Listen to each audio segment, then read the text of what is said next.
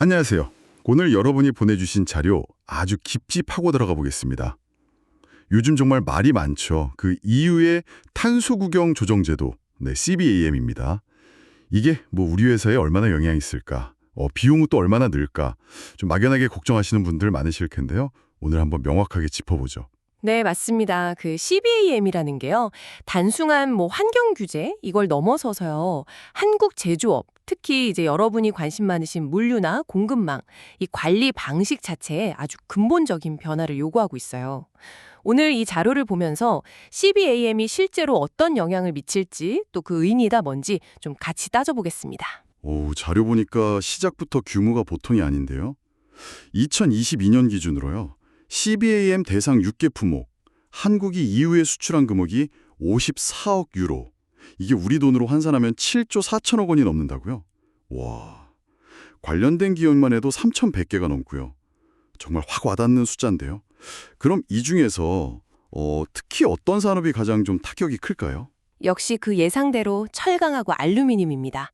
특히 철강 같은 경우는요, 대EU 수출액이 한 48억 유로 정도 되거든요. 이게 전체 CBAM 대상 수출액의 거의 90% 가까이 차지하는 거죠. 연간 최대 3,300억 원. 네, 이 정도 추가 비용이 생길 수 있고요. 관련된 기업 수도 2,500개가 넘습니다. 그 열연 강판 같은 기초 소재부터 저기 볼트 너트 같은 작은 부품까지 아우르는 범위도 꽤 넓죠. 90%요? 이야, 정말 철강 산업에 영향이 집중되는군요. 근데 알루미늄 쪽도 보니까 600개 넘는 기업의 수출액도 거의 6억 유로 가까이 되던데요. 만만치 않죠? 맞습니다. 철강 다음으로 아마 가장 큰 영향을 받을 분야일 겁니다. 그런데 이 비용 부담의 핵심, 우리가 진짜 주목해야 될 부분은요.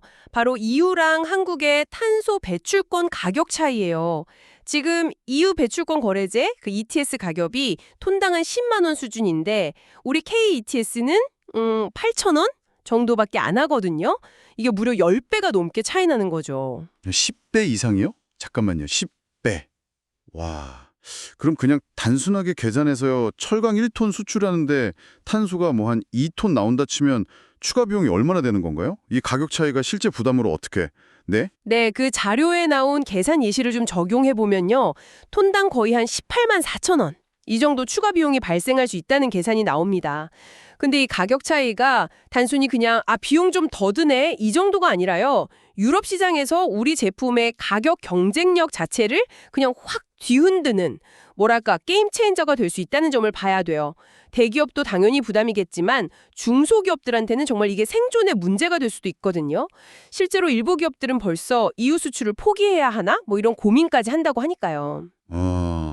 가격 경쟁력 자체가 흔들릴 수 있다니 이거 정말 심각한데요?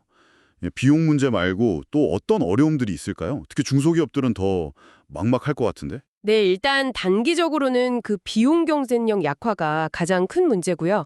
근데 더 근본적인 문제는 많은 기업들, 특히 중소기업들이 이 CBM 자체를 잘 모른다는 거예요. 이 자료 보면요. 무려 78.3%가 CBM 규제를 잘 모른다고 답했고요. 절반 이상 54.9%는 아예 대응 계획조차 없다고 합니다. 탄소 배출량을 측정하고 또 보고하고 검증받고 이른바 그 MRV 체계라는 걸 갖춰야 하는데 여기에 대한 이해도 부족하고 또 전문 인력이나 컨설팅 비용도 당연히 부담이죠. 혹시 여러분 회사 상황은 좀 어떠신가요? 이런 준비하고 계신가요? 와, 78%가 잘 모른다니. 이게 정보 접근성 문제도 있을 거고 또 뭐 자원 부족 문제도 있고 복합적이겠네요. 그런데 이 자료가 또 위기 속에서 기회를 찾아야 한다 이런 이야기도 하는데요. 이건 어떤 기회를 말하는 걸까요? 맞습니다. 모든 변화에는 항상 위기랑 기회가 같이 오죠. 지금부터라도 탄소 감축 기술 개발이나 저탄소 공정 전환, 여기에 적극적으로 투자하는 기업들은요, 오히려 새로운 경쟁 우위를 확보할 수도 있습니다. 예를 들면 포스코 같은 대기업들은 수소 환원 제철 같은 혁신 기술 개발에 속도를 내고 있잖아요. 좀 길게 보면요, 결국은 탄소 발자국을 줄이고 또 공급망 전체의 투명성을 확보한 기업만이 시장에서 살아남고 또 선택받게 될 거라는 거죠. 이제는 정말 탄소 관리 역량, 이게 곧 기업의 핵심 경쟁력이 되는 그런 시대가 열리는 겁니다. 결국 피할 수 없으면 먼저 움직여서 이걸 새로운 기회로 만들어야 한다. 뭐 이런 거군요. 근데 이 영향이 철강이나 알루미늄, 여기에만 짝 그치는 건 아니겠죠, 아무래도? 물론입니다. 이들 소재를 많이 사용하는 자동차, 조선, 건설 같은 전후방 산업에도 당연히 원가 상승 압력이 전달될 수밖에 없고요. 또 하나, 금융권에서도 좀 변화가 보입니다. 요즘 대출 심사할 때 기업의 CBAM 대응 능력이라든지 아니면 ESG 경영 수진 이런 걸 점점 더 중요하게 보기 시작했어요. 관련 ESG 투자도 확대되는 추세고요.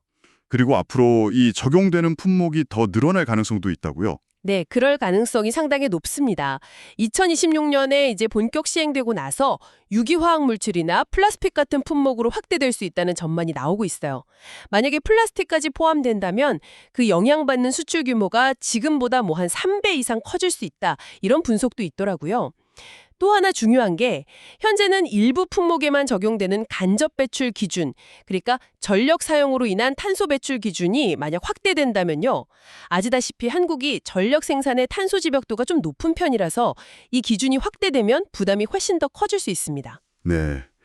오늘 여러분이 보내주신 자료 덕분에 EU 탄소 국경세, CBAM의 현주소, 그리고 앞으로의 과제까지 좀 명확하게 알 수 있었던 것 같습니다.